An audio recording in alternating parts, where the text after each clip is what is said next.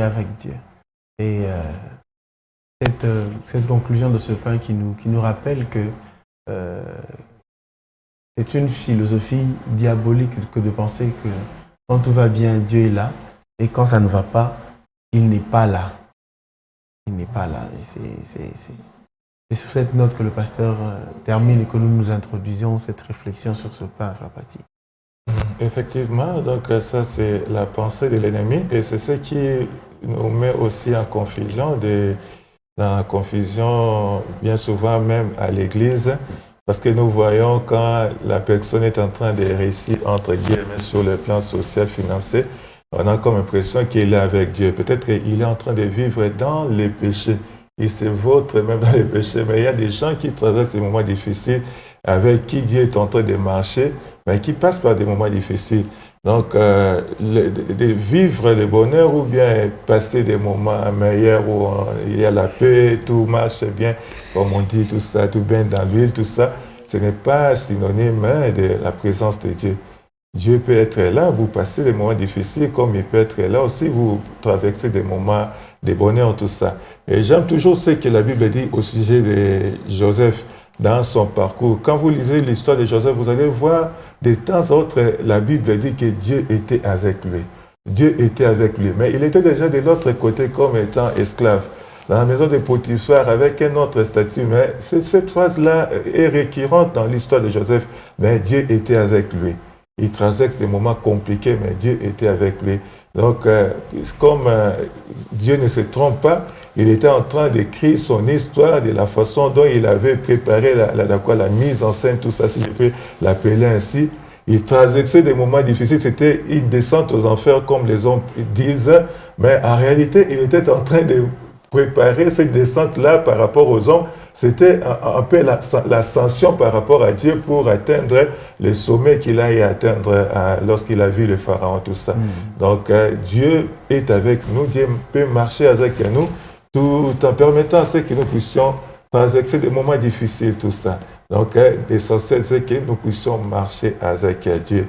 On n'a pas à se poser des questions, pourquoi ça, qu'est-ce qui ne va pas, tout ça. Si tu es conscient que tu n'as pas péché, tu n'as pas ouvert une porte d'entrée, tout ça, et que tu es en train de traverser des moments difficiles, sois conscient de la présence de Dieu. Même à la barque, la Bible dit que Jésus était là, il était en train de somnoler même, la barque était agitée, donc sûrement il était aussi mouillé si l'eau déjà commençait à entrer, tout ça. Mais il était là. Et ce qui est intéressant, c'est que comme il est là, il va prendre la dernière mot, il va plutôt se lever en dernier pour calmer la situation. Gloire au Seigneur, le Seigneur est là. Il est là et il convient que nous marchions devant sa face. J'aime bien comment le pasteur est en train de dire, c'est comme si le Seigneur trouvait que Abraham commençait à devenir un peu flou, il n'est pas très clair, ça marche, reviens devant moi et sois intègre, marche devant moi et sois intègre. Un très bon rappel à Abraham, comme vous dites là. Le Seigneur nous connaît, il connaît l'état de notre cœur et peut-être qu'il a trouvé nécessaire qu'il devait rappeler cela à Abraham et il a ajouté qu'il devait être intègre. C'est très important. Marche devant ma face et sois intègre. Donc, pour dire à quelqu'un ce matin, tu veux voir la main de Dieu, tu dois rester devant la face de Dieu. Tu ne vas pas te cacher. Même dans les moments les plus sombres de ta vie. Ce qui compte, c'est que tu marches devant la face de Dieu. Que le Seigneur te voie là où il te veut, au fait. Marche devant ma face, c'est être là où le Seigneur te veut, là où il te voit. Et j'ai aimé ce que Papa Paty a dit. Pendant qu'il parlait, j'ai pensé à David qui n'avait jamais rien demandé au Seigneur. Il n'avait jamais demandé la royauté.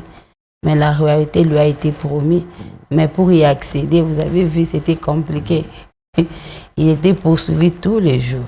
Il dit, tous les jours, Saül les poursuivait pour les tuer. Mais ce que j'ai aimé avec cet homme-là, c'est qu'il est resté intègre. Il a marché droit. Même quand l'opportunité pouvait se présenter devant lui de pouvoir éliminer Saül pour accéder à la royauté, il ne l'a pas fait. Parce que pour lui, ce n'était pas ça. Ce n'était pas ça les moyens que le Seigneur lui avait promis pour accéder.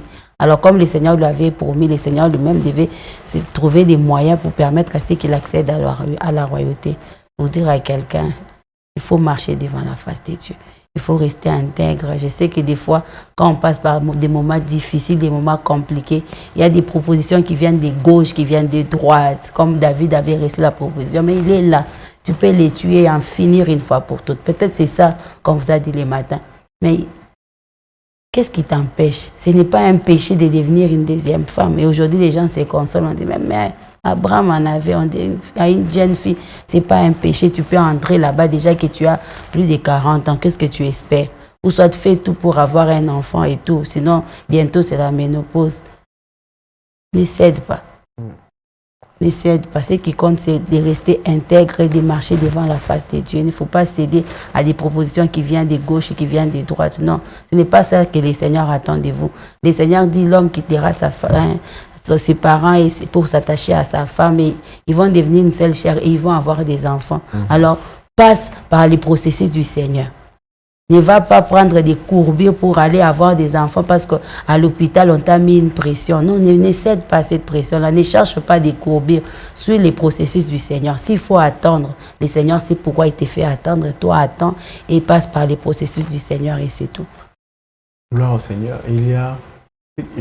La Bible fait une mention particulière de quand le Seigneur apparaît à Abraham en disant que il était âgé de 99 ans.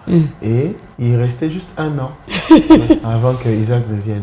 Mais Abraham commençait peut-être à tergiverser. Dieu voit déjà. Et Dieu est très bon. Voilà. Très bon. Lorsque notre marche doit produire son fruit, des fois vient le découragement, vient un peu l'hésitation.